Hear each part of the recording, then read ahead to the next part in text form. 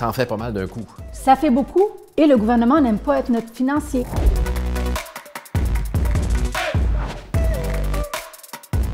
D'abord, c'est quoi un travailleur autonome au Québec selon la loi? Il n'y a pas une définition claire. On ne peut pas ouvrir une loi et dire « voici la définition d'un travailleur autonome ».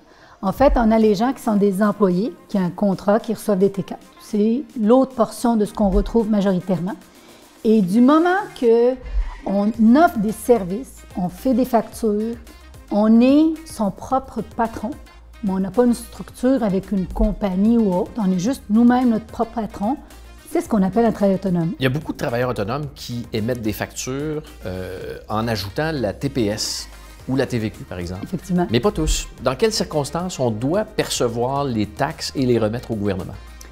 En fait, c'est le principe de petit fournisseur. Il faut savoir qu'au Québec, c'est Revenu Québec qui gère et la TPS et la TVQ. Donc, il ne gère pas juste la TVQ pour le Québec, il gère aussi la TPS pour Revenu Canada.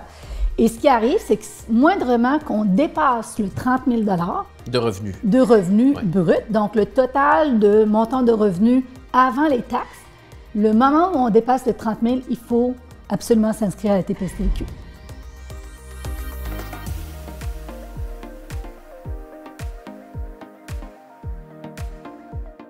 Mais est-ce qu'il faut le prévoir à l'avance ou c'est quand ce moment-là arrive que là, on commence à facturer les taxes? C'est au moment où on s'inscrit. On n'a pas le droit de charger de la TPS-TVQ si on n'est pas inscrit. Ça, c'est une première obligation. Mais du moment qu'on sait qu'on va dépasser, le trimestre où on le dépasse, il faut absolument s'inscrire. Il y a des dates qui sont différentes pour un salarié et pour un travailleur autonome, par exemple pour la production de sa déclaration de revenus. C'est pas la même date. Oui, on y est tous obligés comme employés de produire notre déclaration d'impôt ou comme contribuable au 30 avril.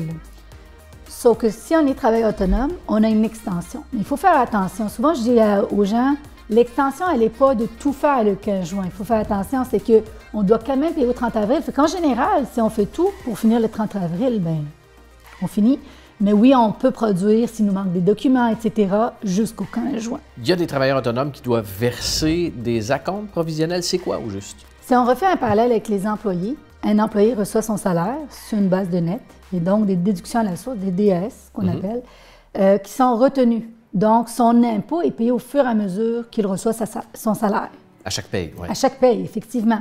Mais un travailleur autonome, lui, il n'y a pas ça. Lui, il fait des factures et à la fin de l'année, il doit dire, voici tout le total de mes revenus, voici le total de mes dépenses, et je dois payer un montant X d'impôt sur les revenus nets. Ça en fait pas mal d'un coup. Ça fait beaucoup et le gouvernement n'aime pas être notre financier. Donc, le gouvernement est arrivé avec un principe d'acompte provisionnel qui fait en sorte que, selon le fédéral et le Québec, on paye nos impôts au fur et à mesure pour justement pas avoir une grosse balloune à la fin de l'année.